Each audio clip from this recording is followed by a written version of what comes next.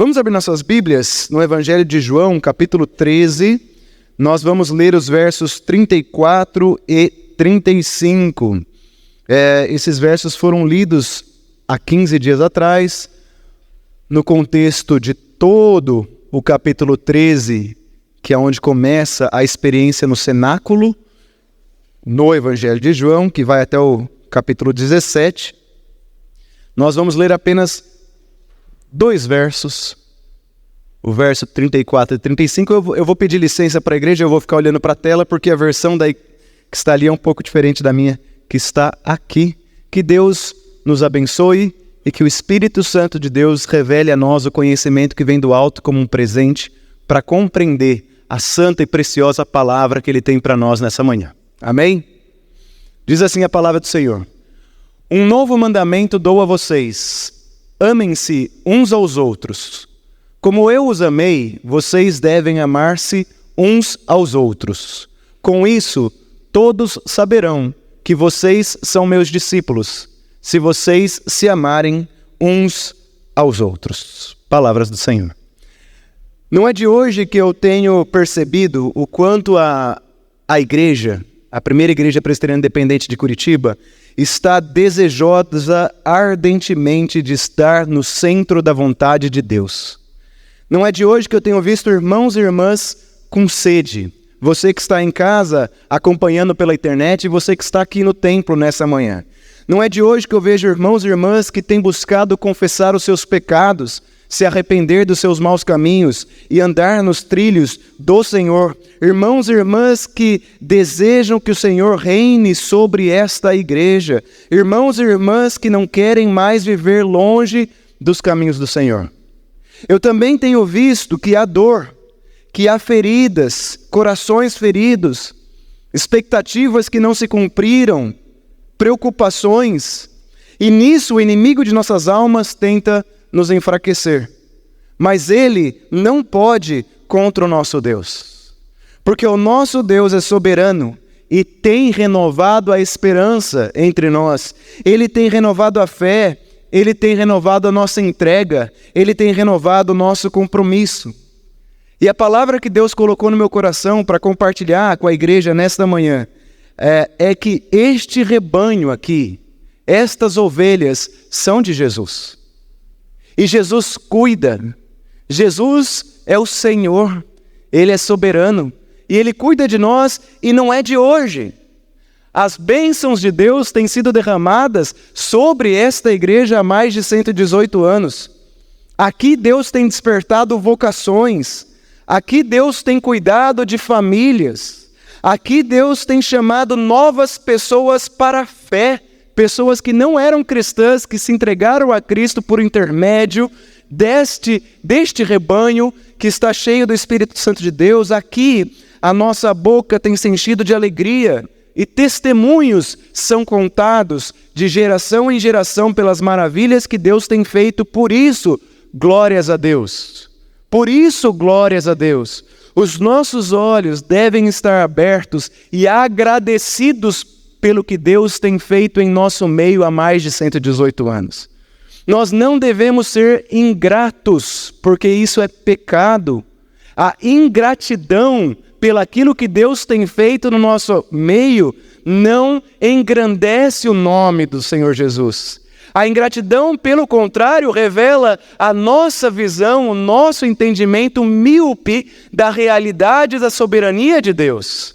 Nós aí vivemos dentro de um cronos, de uma ordem dos nossos sentimentos, das nossas percepções, e não de um kairós escatológico, ou seja, o tempo em que Deus está colocando em ordem todas as coisas. E aí a glória não vai para Deus, mas a nossa mente se volta para as nossas preocupações. Deus é bom o tempo todo, temos cantado. Deus é fiel o tempo todo, temos cantado. E Deus continua fiel hoje, como sempre o foi. E quem tem olhos para ver e ouvidos para ouvir o que Deus tem feito em meio ao seu povo nessa história, rebanho de Jesus, o bom pastor que é Cristo, então essas pessoas, sim, vão voar como águias na asa do Espírito. Porque sabe o que é voar na asa do Espírito, né? É o Espírito que está voando e eu estou sobre ele, porque eu não sou capaz de voar sozinho.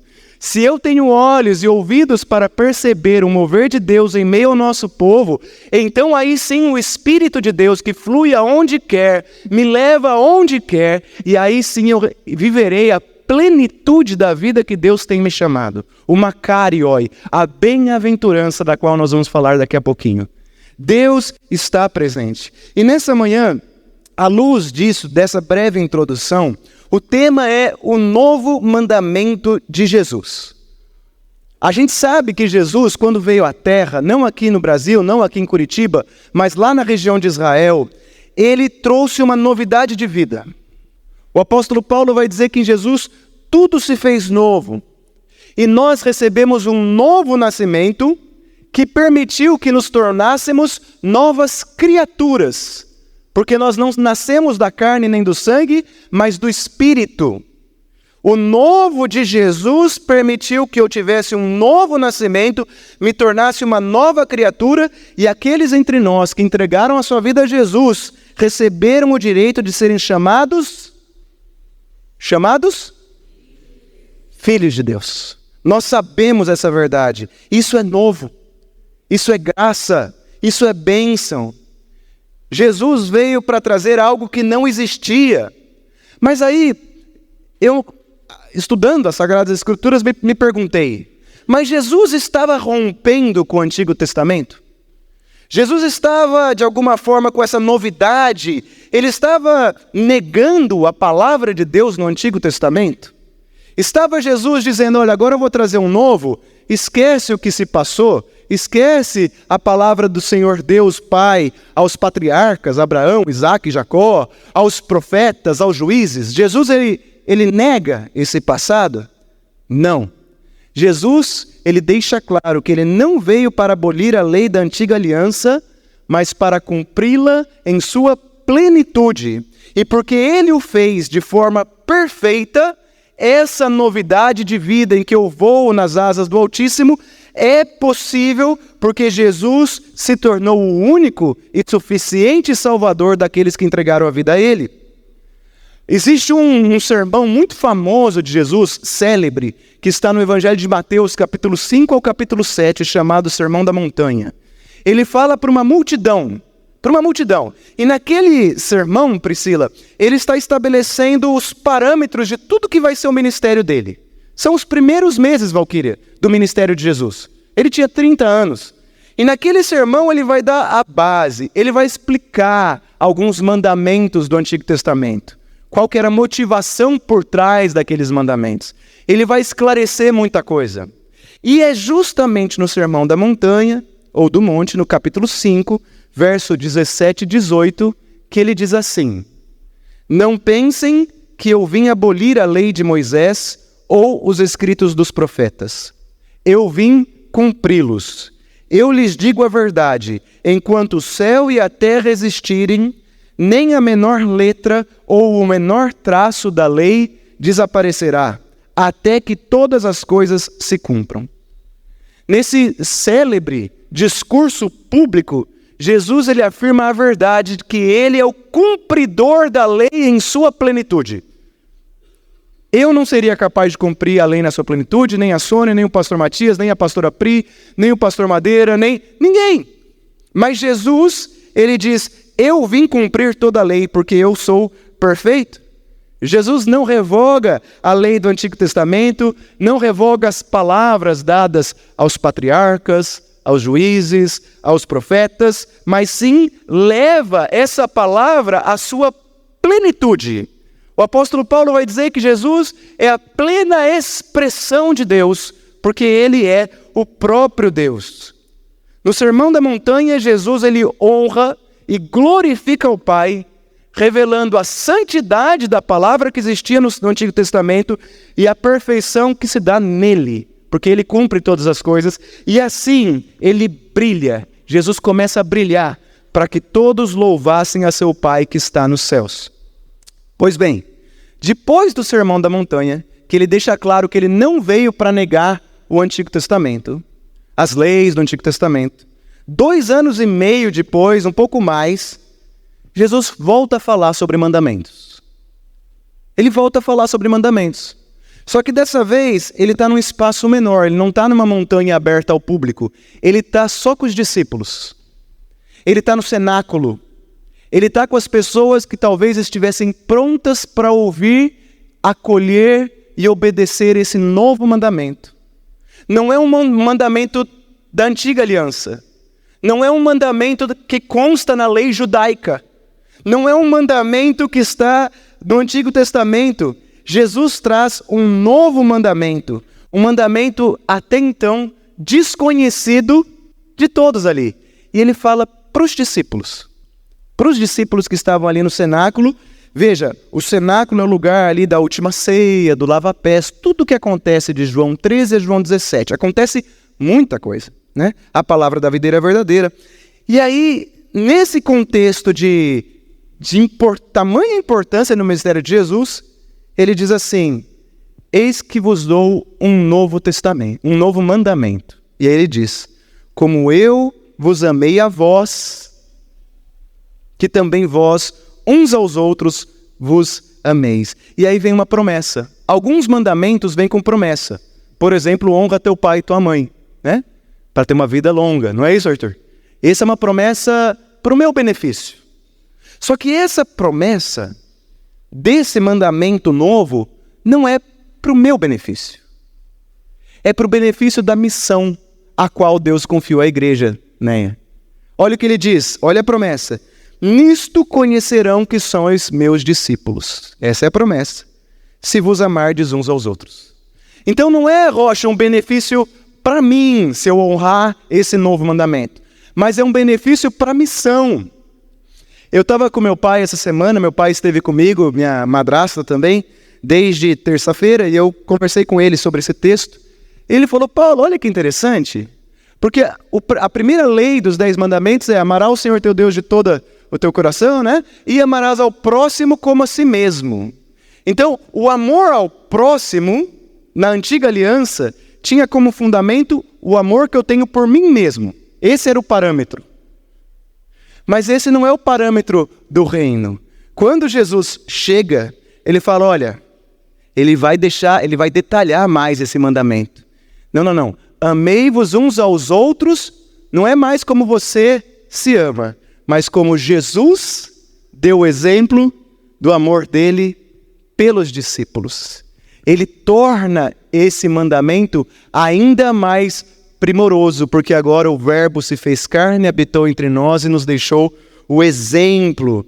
Essa é a promessa. Não uma promessa para o meu benefício, mas uma promessa que visa o cumprimento da missão de Deus confiada à igreja. E aí eu volto para o começo. Eu falei que eu tenho visto que essa igreja está muito desejosa de ser guiada pelo Espírito Santo. Cheia do Espírito Santo. E aí vem a pergunta. Obedeça, a pergunta não, mas a afirmação. Obedeça a esse mandamento. Ame uns aos outros como Cristo nos amou. Ame uns aos outros como Ele deixou o exemplo. A gente quer de fato ser uma igreja cheia do Espírito Santo? Então se submeta à obediência do Messias. Enquanto nós cantávamos aquela canção, eu ficava imaginando, né? Eu quero viver no poder do Espírito, eu quero que Ele reine. Isso é maravilhoso. Mas às vezes, para que eu possa me submeter completamente ao Senhor, eu também enfrento provações. Então, enquanto eu estou cantando que Ele reine na minha vida, eu estou de certa forma afirmando, Senhor, que o Senhor reine na minha vida, ainda que isso seja através de provações, para que eu seja refinado e provado. Senhor, eu quero que o Senhor de fato reine nessa igreja. E aí vem a pergunta, será que nós queremos de fato obedecer à palavra do próprio Deus? A Bíblia diz, quem ama, Jesus diz, né? Se vocês me amam, então amem aos meus mandamentos. Amor, serviço, compromisso, são sinais indeléveis para que o mundo creia em Deus. O novo mandamento de Jesus nasce no contexto da nova aliança e se fundamenta no exemplo de Cristo. E aí, eu quero dar 2 características, Alan, para você pôr em prática isso. Se você é cristão, você tem que amar como Cristo amou a igreja. Isso é mandamento, é obediência, certo, pastor Matias? Então vamos ver como Cristo amou os discípulos. Vamos olhar para o Evangelho de João. Vamos obedecer conforme consta na palavra. E eu destaco duas características desse amor de Jesus pelo povo, que foi expresso quando o próprio Deus se encarnou e viveu entre nós. A primeira característica é a proximidade.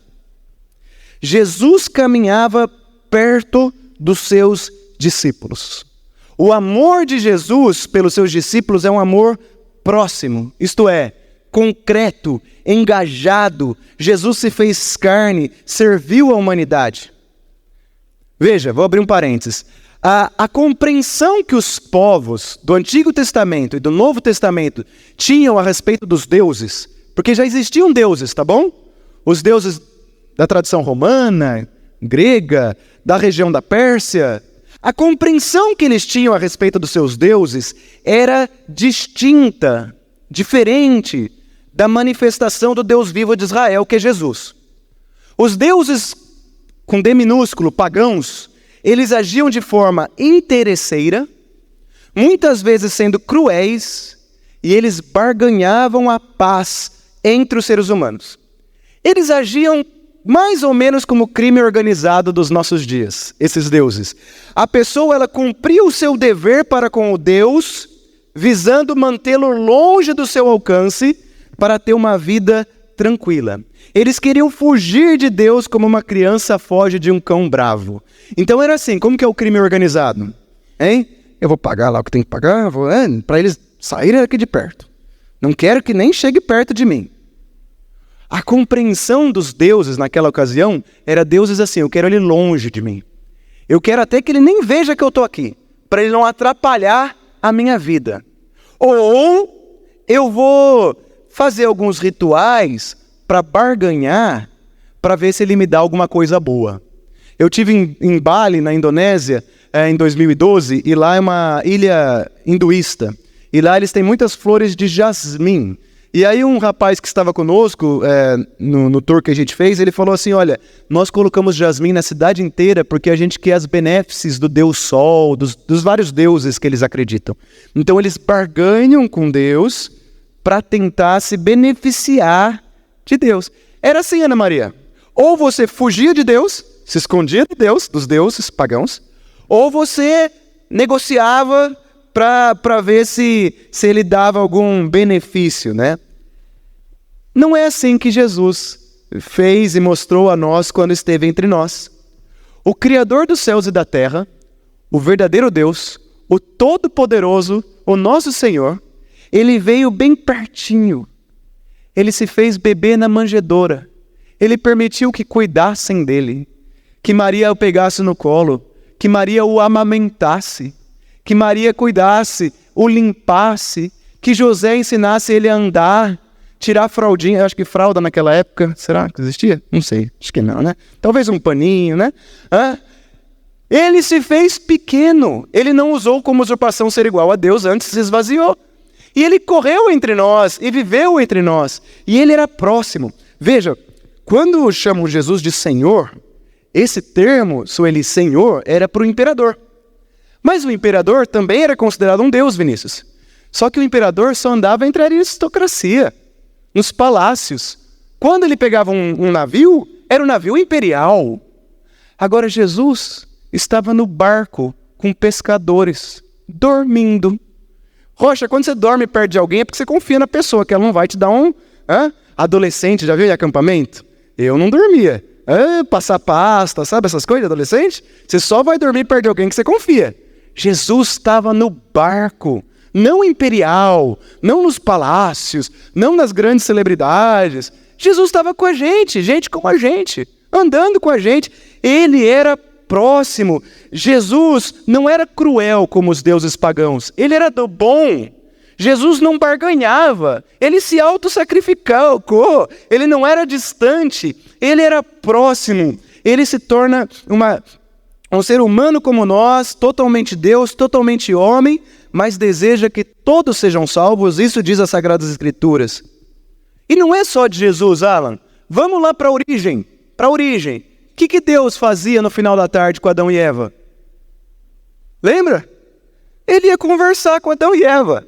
O Deus Todo-Poderoso, Criador do universo, que nos criou do pó com o sopro divino, tem prazer em estar com Adão e Eva no final da tarde para bater um papo. E eles são pegos em pecado justamente nessa proximidade. E eles serem pegos em pecado é uma manifestação da graça de Deus sobre a humanidade.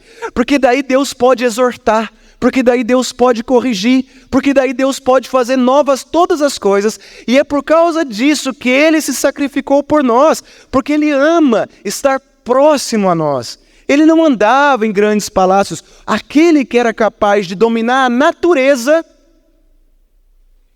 ele estava no barco com os discípulos. E quando ele volta, ele quer reatar a relação com Pedro, porque Pedro estava de bico, Pedro estava lá bravinho. Ele faz um pescado à beira da praia para sentar ali junto e bater um papo com Pedro. E vai corrigindo Pedro. Pedro, tu me amas. A gente conhece, né? E ele vai corrigindo Pedro, ele restaura Pedro, porque ele ama Pedro. E aí Pedro é usado como instrumento do Espírito para converter 3.000 pessoas e depois mais 5.000 pessoas. O nosso Jesus, ele é próximo. Eu trouxe essa tela. Se puder apagar a luz, eu agradeço. Essa tela é de um pintor argentino e teólogo, ganhador do Prêmio Nobel da Paz de 1980, chamado Adolfo Pérez Esquivel. Ela se chama Triunfo da Vida. E ela se passa no Rio de Janeiro. Temos aqui o Morro do Rio de Janeiro. O tema dela é Triunfo da Vida. E o versículo base é Lucas 24:5, que diz assim: por que procurais entre os mortos aquele que vive? Ele não está aqui, mas ressuscitou. Nesse quadro, a gente vê que o Adolfo Pérez Esquivel, ele coloca Jesus no centro do Rio de Janeiro. É como se o Cristo Redentor, o Cristo, desce do morro. Ele desce e vem no meio do povo. E do lado dele tem pessoas de todas as cores, de todas as etnias, pessoas distintas que compõem a nacionalidade, o nosso povo brasileiro, não é? Temos indígenas, temos negros, temos descendentes de europeus, tudo ali misturado, e Jesus está entre as crianças, como ele gostava de fazer, como narrado nas Sagradas Escrituras. Porque quando Jesus ressuscitou, ele abriu as portas para que através do seu Espírito Santo todos fossem abençoados, inclusive nós brasileiros. Glórias a Deus, amém? Fomos alcançados pela presença do Altíssimo, porque Ele não é distante. Ele não é distante de nós, Ele é fiel todo o tempo, Ele é a nossa terra firme, a nossa rocha, o nosso alicerce, o socorro bem presente, o Todo-Poderoso está entre nós. E através da ressurreição, os discípulos do futuro, que somos nós, doutor Onésimo. Nós somos os discípulos e as discípulas do futuro. Através da ressurreição, nós ganhamos graciosamente a oportunidade de continuar ouvindo a voz do Salvador e de encontrá-lo hoje, porque Ele está aqui e agora. Ele continua partilhando a comunhão da mesa. Ele continua curando e soprando vida nova. Ele continua libertando os cativos e os oprimidos. Ele continua nos dando a chance de salvação. Toda vez que a gente escuta a mensagem da cruz pregada nesse púlpito, ou compartilhada nas células, ou compartilhada nos discipulados pessoais, nós fazemos parte dos discípulos e discípulas que partilham memórias de Jesus na presença de Jesus, que alimentam a sua identidade como discípulos e discípulas amadas de Jesus, que se equipam do próprio Jesus para testemunhar, que celebram, que aprendem, que adoram. Irmão, irmã, é possível a qualquer pessoa encontrar Jesus Cristo hoje, porque Ele está no nosso meio.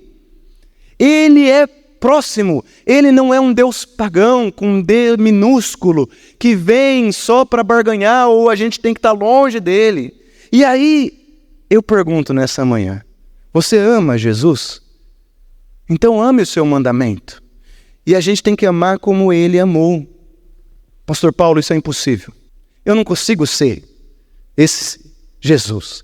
Eu não consigo descer do morro. Eu gosto da aristocracia.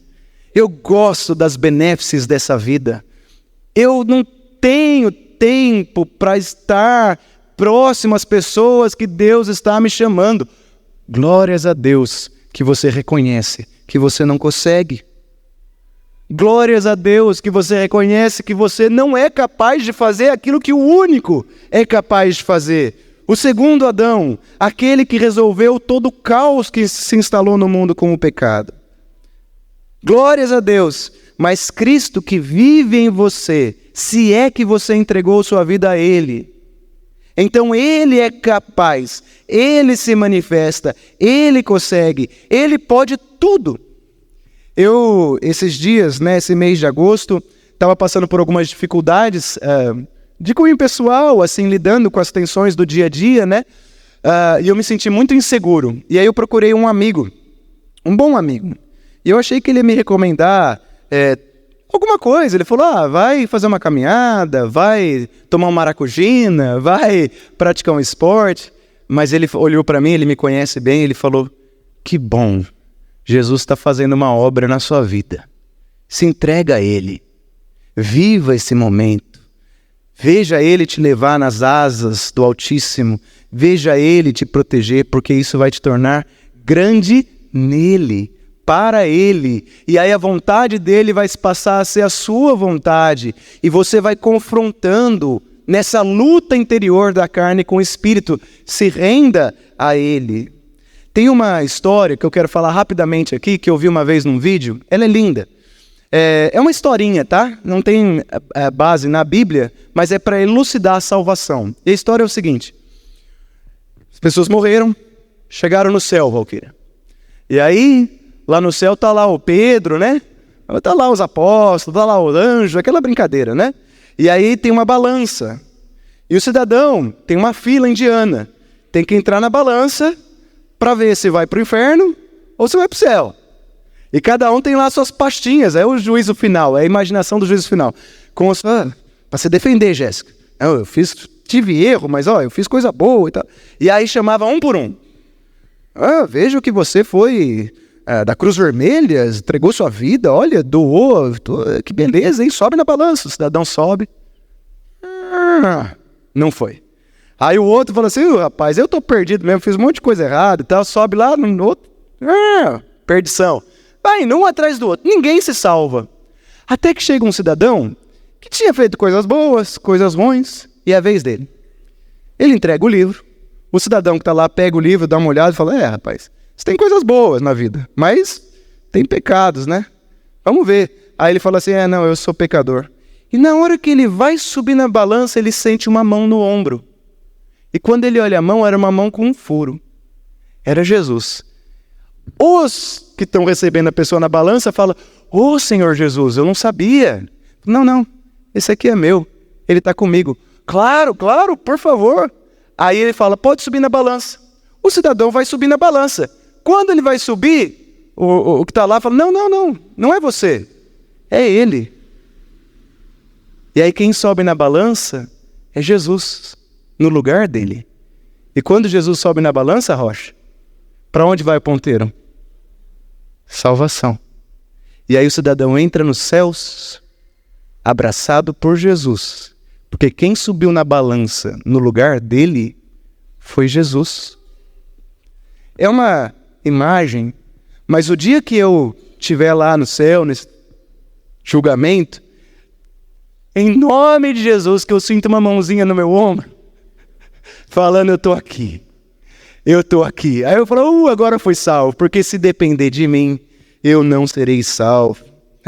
Nós somos morada do Espírito Santo, estamos disponíveis a Ele, estamos próximos, estamos deixando Ele reinar. Pode acender a luz agora, que apagaram, nas nossas vidas. Quando no cenáculo Jesus revelou este novo mandamento de amar-nos uns aos outros, como Ele nos ama, Jesus simplesmente chama os discípulos a estarem presentes no mundo, não vivendo apenas para si mesmo, vivendo a maravilhosa graça de ser usado pelo Espírito para realizar a vontade do Pai, que passa a ser a nossa vontade. Então, seja próximo à vontade do Pai. Pastor, eu sou tímido. Não tem a ver com timidez ou extrovertido. Tem a ver com aquele que realmente renuncia à própria vida para viver a vida de Cristo. E a segunda característica que eu quero destacar, segunda e última, já indo para o final, é o serviço. O amor de Jesus, o mandamento é esse, Como Ele amou os discípulos que nós amemos uns aos outros, o novo mandamento. É o serviço. Jesus servia seus discípulos por amor ao Pai. Veja, Jesus lavou os pés dos discípulos. Ele tocou. E eu não sei de você, mas para lavar o pé de alguém, na maioria dos casos, a gente tem que fazer isso, não tem? Porque o pé está no chão. Jesus assim o fez. Se agacha. É um gesto sublime, um símbolo do serviço. Jesus serviu aos discípulos. Nos versos 14 a 17 de João 13 é dito assim: Ora, se eu, Senhor e Mestre, vos lavei os pés, vós deveis também lavar os pés uns dos outros. De novo ele está falando, um pouquinho mais para frente. Porque eu vos dei o exemplo, para que como eu vos fiz, façais vós também. E aí vem mais uma palavra de promessa. Se sabeis essas coisas, bem-aventurados sois se as fizerdes. Olha que interessante. Se nós fizermos isso, Azolé, que ele pediu, bem-aventurados seremos. E a palavra aqui é makarioi, no grego. Quem conhece um pouquinho da Bíblia e já leu bastante as bem-aventuranças, vai ver que a palavra bem-aventurado é makarioi. No Evangelho de João, a palavra makarioi só aparece 2 vezes. Uma das vezes aparece aqui. Feliz é aquele que serve como Jesus serviu. Mas que tipo de felicidade? Porque makarioi não é só bem-aventurado ou feliz. Makarioi, se eu for traduzir literalmente, é aquele que tem uma boa ventura. Bem-aventurado. Aquele que tem uma boa ventura ou aquele que tem uma boa jornada. Em outras palavras, makarioi, bem-aventurado, é aquela pessoa que atingiu o fim para o qual ela nasceu. Makarioi, Rodrigo, você está vivendo no centro da vontade de Deus. Você está vivendo para o fim ao qual Deus te criou. Tem um teólogo holandês, radicado no Brasil, viveu aqui, chamado Carlos Mesters. E ele diz o seguinte, abre aspas, a palavra makarioi é muito mais rica do que a nossa palavra feliz. Makarioi não era usado para indicar qualquer tipo de felicidade, mas sim aquela felicidade que o povo estava esperando havia séculos e que deveria aparecer na terra com a vinda do Salvador, o Messias prometido. O Carlos Mesters, pastor Matias, ele diz que na tradição, na época de Jesus, eles falavam de uma tal da felicidade. Uma felicidade que viria quando o Messias viesse. Então Eduardo, pai da Júlia e da Rebeca, ele falava assim, filhas, um dia vai vir o Messias, o ungido, o Cristo, o Salvador. E quando ele vier, o makarioi nós vamos viver essa felicidade, esse makarioi. Ele vai chegar e aí você vai ser feliz plenamente. Esse makarioi, segundo Carlos Mester, é essa felicidade da salvação. Então, geração após geração, o Paulino ia lá e falava assim, Yara, Isis, um dia vem o makarioi, o momento da grande alegria. Aí Paulina Ana ia para a glória, vinha a avó, e depois a mãe, e de geração em geração, o makarioi. Um dia vai chegar. Quando Jesus, ele chega e ele diz assim, makarioi, se vocês seguirem o meu exemplo, ele está apontando no cenáculo, fazendo referência a esse grande momento em que o ser humano finalmente é conduzido à sua boa jornada pela mão do Espírito. Jesus, ele veio à terra para colocar ordem nas devidas coisas. E é esse o momento do makarioi. E ele o fez através do serviço. Quando ele lava os pés, ele coloca em ordem as coisas, sinalizando para a obediência. A gente sabe que o Filho glorifica ao Pai pela obediência ao Pai. Assim, nós somos abençoados e felizes, não pelo que nós somos, não pelo que fazemos, mas porque mesmo sendo quem nós somos, ou estando na condição em que estamos, a bênção de Jesus está acessível e disponível para nós. Eu não sou abençoado por quem eu sou, pelo meu mérito, mas porque eu vivo um tempo de graça em que a bênção de Jesus está disponível a mim e a você. E nós podemos viver a boa aventura, a boa jornada, quando nós obedecemos ao Senhor, também neste novo mandamento de servir, de estar próximo. Queremos ser uma igreja cheia do Espírito Santo? Queremos mesmo? Pastor Matias, essa semana, estava falando sobre músicas do louvor, e ele diz, como é bom louvar a Deus, ele falou que a gente não pode perder de vista, é a palavra que a gente está cantando. Hoje a gente cantou o hino da pátria, a gente está falando algo muito sério. Quando a gente se compromete e fala, Senhor, eu me rendo a Ti, a gente está falando algo muito sério. E a gente não pode fazer isso virar meramente uma performance que traz emoção, mas tem que estar equilibrado. O meu avô Mauro, que é pastor, ele falava, filho, a gente tem que equilibrar a fé, a razão e a emoção a serviço, em submissão à vontade do Pai.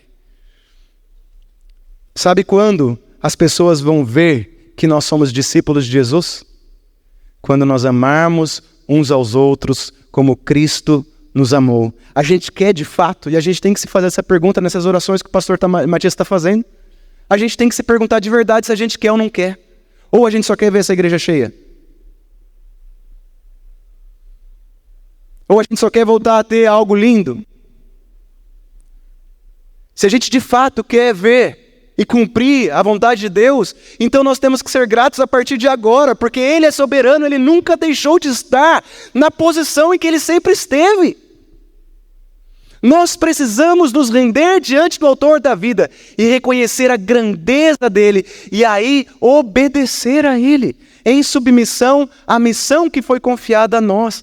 E aí as pessoas vão olhar lá fora e vão falar, eis um discípulo de Jesus, eis uma discípula de Jesus, porque eles amam uns aos outros. Mas antes disso a gente tem que pensar, Jonathan, a gente quer isso, a gente se rende a Ele, a gente realmente quer que Ele seja o Senhor único, Senhor e Salvador das nossas vidas. Nós vamos de fato levar as nossas crianças a um compromisso, como os nossos pais da fé nessa primeira igreja o fizeram no passado?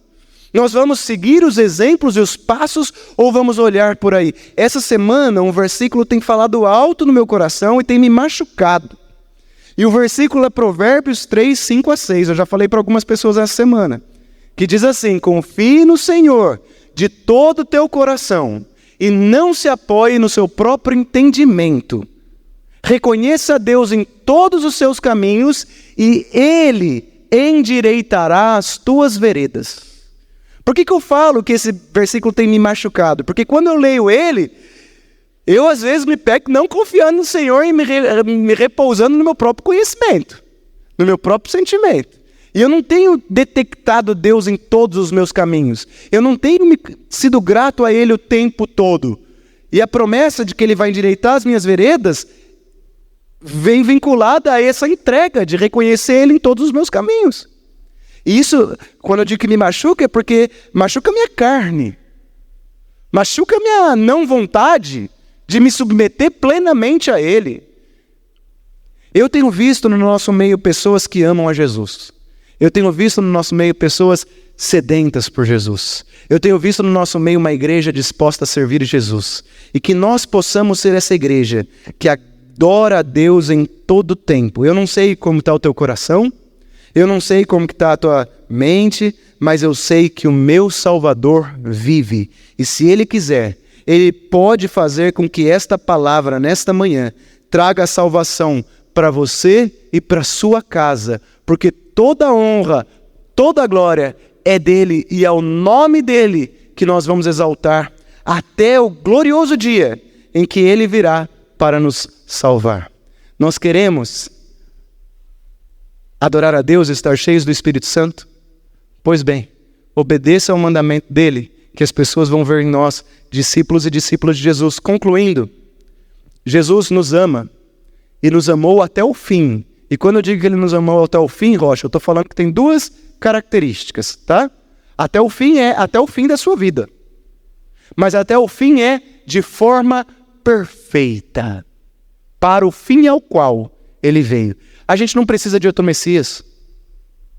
A gente não precisa de outro Salvador. A gente não precisa de super-herói.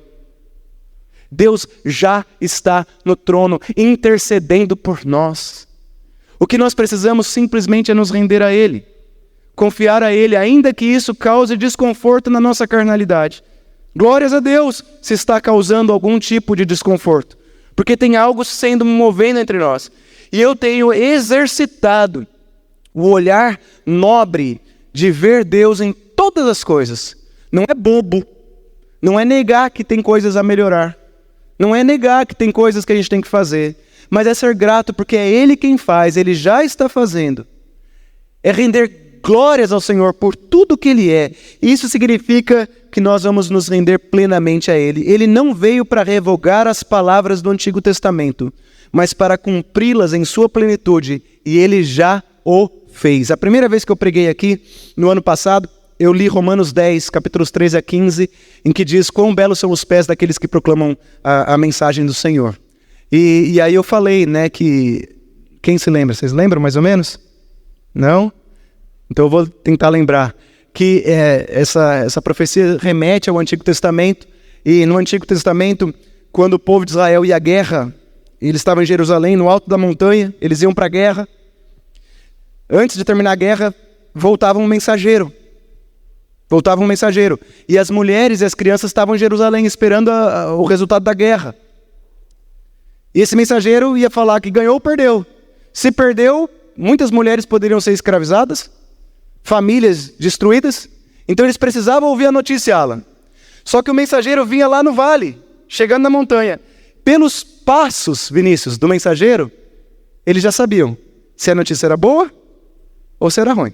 Se ele viesse tipo o Chaves, assim, chutando o chão, cabisbaixo, o que vocês acham? Perdeu. Agora, se ele viesse saltitante, alegre, não precisa nem falar, Marília.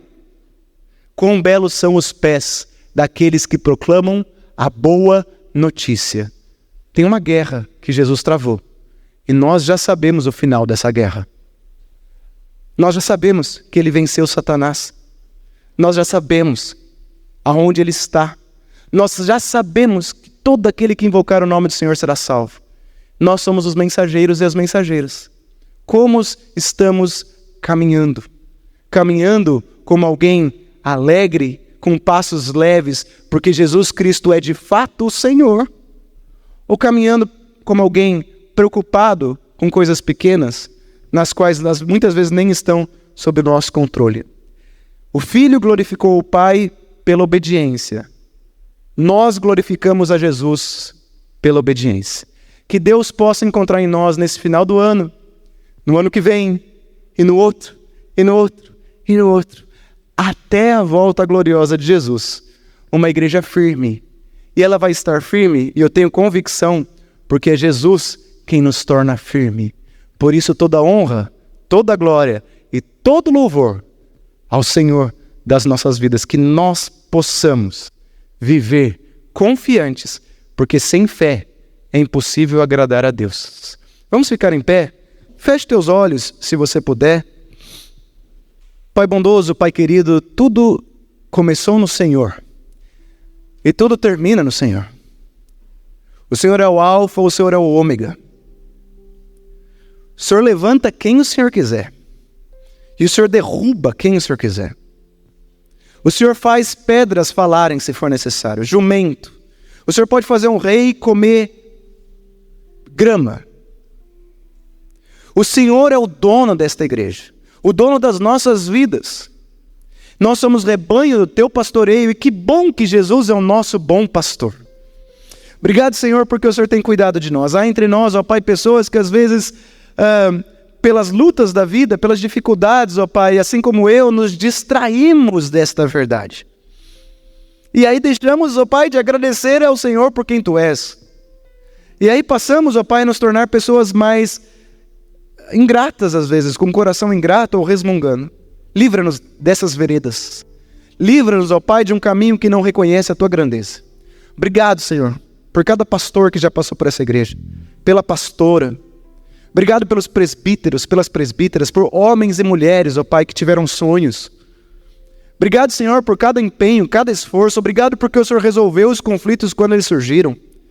Obrigado, ó Pai, porque o Senhor nunca nos abandonou. Obrigado, Senhor, porque o Senhor tem cuidado de nós hoje e esta igreja, esse teu rebanho tem sido instrumento de graça na minha vida, na vida da minha esposa e dos meus filhos. Obrigado, Senhor, porque o Senhor nos coloca aqui e é uma alegria poder te servir e sonhar. Como é bom, ó Pai, poder testemunhar a grandeza do Senhor no nosso meio. Senhor, esteja com cada família aqui presente, aqueles que estão também acompanhando pela internet. Pai, traga a Tua palavra ao coração de cada um deles. Revela-se a eles, ó Pai, dá sonhos aos jovens, força, Pai, aos mais novos, sonhos aos mais velhos. Ó Pai, fortaleça-nos na unidade de Cristo e que nós possamos, conforme o Senhor falou no cenáculo, Senhor Jesus, para aqueles discípulos, para que eles amassem uns aos outros. Senhor Jesus, o Senhor falou em segredo, no cenáculo, mas o mundo inteiro descobriu a palavra que foi ali dada, porque eles te obedeceram. Que essa seja uma igreja, Pai, que continua te obedecendo todos os dias. Abençoa o conselho dessa igreja, Pai. Abençoa a diaconia, os ministérios, as células, que em cada lugar dessas reuniões, desses encontros, as reuniões de oração, Pai, que o Senhor se manifeste, que sua luz brilhe, que o Senhor levante, Pai, os teus ministros e as tuas ministras, para em confiança obedecer a tua palavra, sendo próximo e servindo uns aos outros. E que nós vivamos esse Makarioi, essa felicidade de que estamos vivendo uma boa jornada, uma jornada guiada pelo Teu Espírito. Ajuda-nos, ó Pai, quando a nossa carne estremece, quando a nossa carne grita, quando a nossa carne não quer, quando a nossa vontade carnal não quer. Que o Senhor nos ajude a nos render todas as vezes, encravando na cruz do Calvário, ó Pai, como diz Colossenses, os nossos pecados e o escrito de dívida que era contra nós.